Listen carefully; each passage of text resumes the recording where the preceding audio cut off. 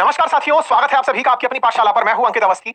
10 नवंबर को दिल्ली में हुए बम धमाके में जिस आतंकी ने खुद को उड़ा लिया था, उसके बारे में कुछ जानकारियां बाहर आ रही हैं और वो जानकारियां निश्चित ही चिंतित करने वाली हैं। जिस यूनिवर्सिटी से वो पढ़ा, उस यूनिवर्सिटी के बारे में भी कुछ ऐसी जानकारियां हैं जिससे भारत में लगभग हर जगह अब संवेदनशील श्रेणी के अंदर कंसीडर की जानी चाहिए। क्योंकि जिस तरह से व्हाइट कॉलर टेररिज्म, जिसने दिल्ली देश की राजधानी में इस तरह का आत्मघाती हमला किया, लाल किले के बाहर हुए इस आतंकी हमले में लोगों की जान गई और मरने वाला खुद एक डॉक्टर था और उसके सहयोगी भी डॉक्टर थे। इस तरह की डॉक्टरी की जो अभ्यास कर रहा था डॉक्टर जो था, वो अल-फलाह यूनिवर्सिटी में था। कुल मिलाकर के देश के अंदर कुछ ऐसा मॉडल दिखाई दिया जिसकी वजह से हर तरफ से जांच एजेंसीज और जो भी लोग पीड़ित हैं या फिर देश के जितने निवासी हैं, वो इस बात से बड़े ही चिंतित हैं कि ये मॉडल विभिन्न प्रकार से प्रचलित मॉडलों से बहुत अलग था। ऐसे लोग यहाँ पर इन्वॉल्व थे जिन्हें समाज में पढ़ा लिखा होने के नाते बचा कर रखा जाता था कि ये तो आतंक में क्यों ही इन्वॉल्व होंगे, इन्हें क्या ही लालच होगा। लालच ही आतंक का सबसे जरूरतमंद, मतलब कोई भी व्यक्ति अगर आतंकी बन रहा है या फिर कोई इसको ऐसी फाइनेंशियल स्थिति खराब है जिसके चलते उसने आतंक का रास्ता अपना लिया, ब्रेन वॉश उसका हो गया और वो जान देने को तैयार हो गया, ऐसा सामान्यतः माना जाता था। लेकिन इस बार जो हुआ वो बिल्कुल अलग था। जो लोग यहाँ पर आतंकी हमलों में गिरफ्तार हुए हैं और जिसने अपने आप को उड़ा लिया है, वो व्यक्ति एक प्रोफेशनल डॉक्टर था, अल-फलाह यूनिवर्सिटी के अंदर काम कर रहा था। और अब तो जानकारी ये मिल रही है कि इस यूनिवर्सिटी में कई लोग गायब हैं और जो गायब हैं वो शायद इसके मरने के बाद से, जिस दिन ये मरा उस दिन से लगातार जो जांच एजेंसी सक्रिय हुई ढूंढने के लिए इससे कनेक्टेड लोगों को, लोग वहां से निकल लिए। आज की रिपोर्ट के अनुसार जांच एजेंसी के रडार पर 200 से अधिक लोग हैं और ये नंबर बढ़ भी सकता है क्योंकि इस दिशा में सामान्यतः नहीं सोचा जाता है। आप में से कुछ लोग ओसामा का उदाहरण जरूर दे सकते हैं, लेकिन वो एक आध उदाहरण है। इसके जो उदाहरण है, ये तो बड़े उदाहरणों में कंसीडर किया जा रहा है और 10 मिसिंग फ्रॉम अल-फलाह यूनिवर्सिटी ये हेडलाइन बन रही है। अल-फलाह यूनिवर्सिटी के चेयरमैन को भी गिरफ्तार किया गया है और उस चेयरमैन से जांच के अंदर पता चलता है कि उसने काफी सारी अवैध तरीके से रकम इकट्ठी की हुई थी। अब वो जांच के रडार पर है, ईडी, एनआईए तमाम उसके साथ पूछताछ कर रही है। 10 लोग ऐसे हैं जिनके फोन बंद आ रहे हैं जांच के अंदर, वो अभी पता नहीं चल रहा है कि कहां गए हैं।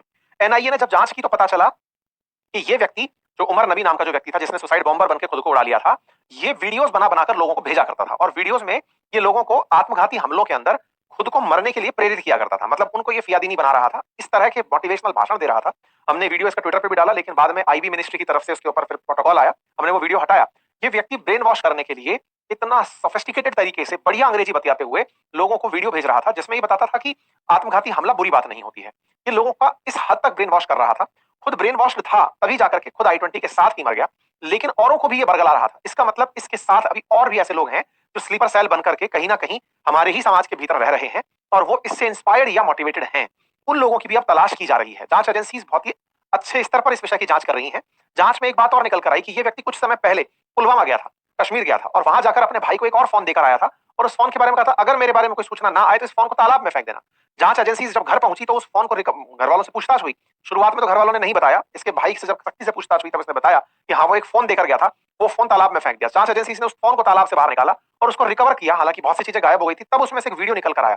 वही वीडियो था जिससे ये पता चल रहा था कि ये कितने लोगों को वीडियो भेज चुका था और उस वीडियो के अंदर ये लोगों को आत्मघाती हमलों के लिए मोटिवेट कर रहा था। इस तरह से बैठ करके ये अपने कमरे में बैठ करके आत्मघाती हमलों के लिए, suicide bombing is misunderstood concept, लोग इसे गलत समझते हैं, ऐसा कह करके ये बयानबाजी करता था।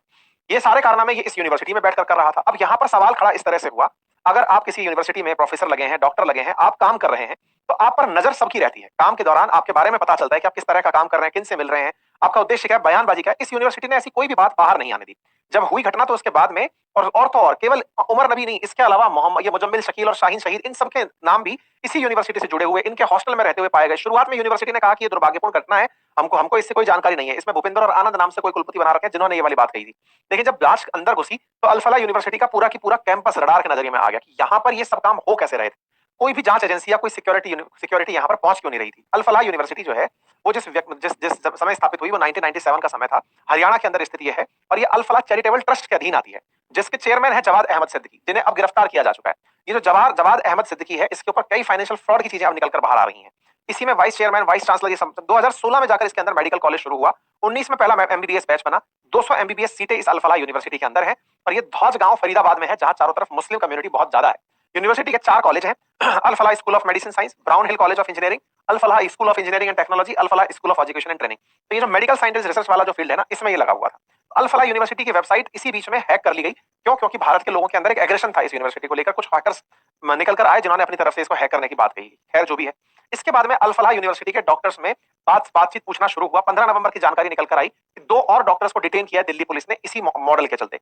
फिर एनआईए की टीम जो है वो यहाँ पर पहुंचती है स्क्रूटनी करने 16 नवंबर को। जांच शुरू होती है। ईडी ने अल फलाह ग्रुप के चेयरमैन को मनी लॉन्ड्रिंग के चार्जेस में गिरफ्तार कर लिया।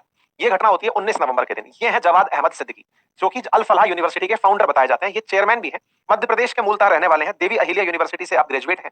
ये 2014 में हरियाणा के अंदर अल फलाह यूनिवर्सिटी को शुरू किए थे। इसके साथ साथ इनके और भी बहुत सारे काम हैं। अल फलाह ग्रुप के जो चेयरमैन है जावेद अहमद सिद्दीकी, उनके घर पर जब बहुत सारी रेड हुई, 25 ठिकानों पर रेड हुई और जानकारी निकल कर आई कि इन्होंने पैसे की लॉन्ड्रिंग की है, गलत तरीके से टैक्स बचाने के लिए विदेशों से पैसा घुमाया है, और इनके साथ साथ इनकी एडमिनिस्ट्रेटिव ब्लॉक को भी सील कर दिया गया। कई प्रकार की ऐसी जानकारी निकल कर आई कि कई इन्होंने नकली कंपनियां बना रखी हैं।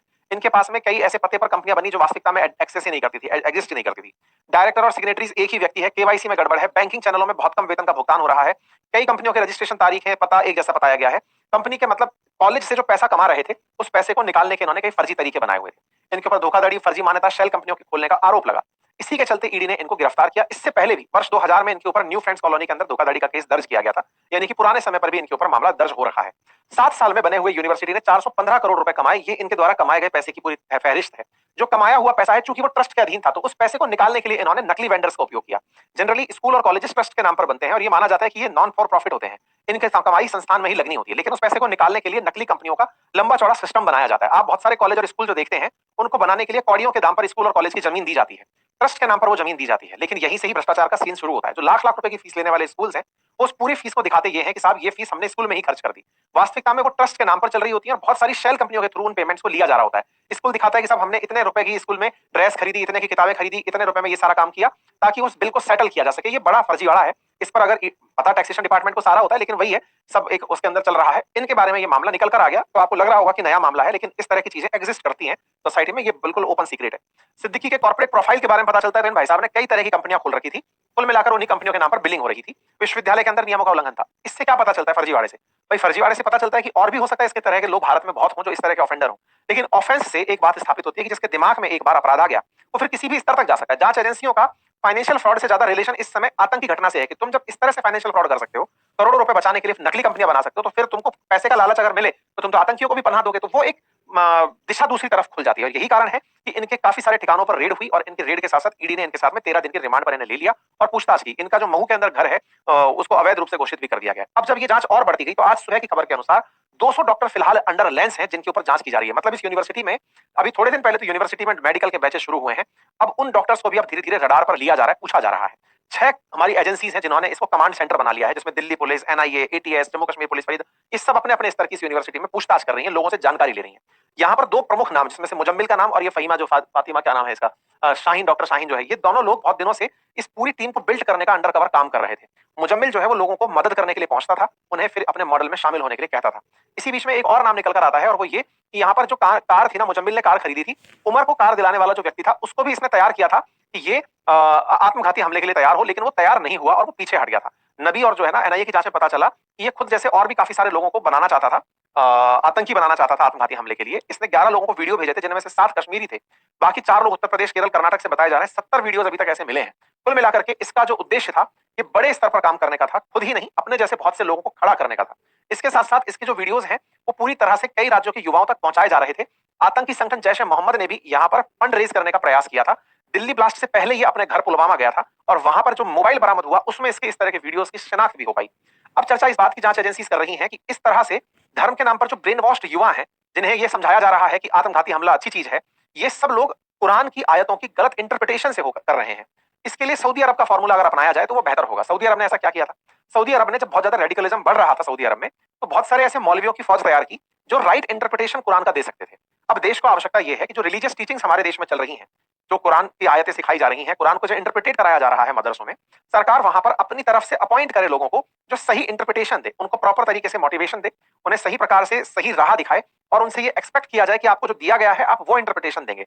जो अपनी तरफ से इंटरप्रिटेशन लोग निकाल निकाल कर दे रहे हैं, उससे इस तरह के ब्रेन वॉश्ड युवा तैयार हो रहे हैं। सरकार को जहां धार्मिक स्वतंत्रता की आजादी की बात हम उसके अंदर करते हैं, उससे ऊपर देश की सुरक्षा को रखना होगा। और देश की सुरक्षा के लिए ये जो ब्रेन वॉश, आप विचार करके देखिए कि डॉक्टर जैसी पढ़ाई किया हुआ व्यक्ति आत्मघाती हमले के लिए लोगों को प्रेरित कर रहा है, इससे अंदाजा लगाइए कि उसके दिमाग में जो भूसा भरा गया था वो किस स्तर का होगा। उसको कितना ज्यादा तरीके से मतलब परेशान रखा गया होगा, या फिर ये समझाया गया होगा कि तुम जो सोच रहे हो, जो करने जा रहे हो, ये अल्टीमेट सत्य की प्राप्ति के लिए हो रहा है। तो ऐसे में ऐसे समाज के लोगों को, मुस्लिम समाज से भी ऐसे मौलवियों को बाहर आना होगा जो समाज में कुरान को सही तरीके से इंटरप्रिटेट करके समझाएं। क्योंकि कोई भी आत्मघाती हमले की जहां तक बात है, तो कुरान में आत्मघाती हमले को कोई भी पुण्य का काम नहीं माना गया है। लेकिन इस तरह की जो ब्रेन वॉश थ्योरी दी जाती है, जिससे इस तरह के लोग तैयार होते हैं, इसके खिलाफ समाज को खुद खड़ा होना पड़ेगा।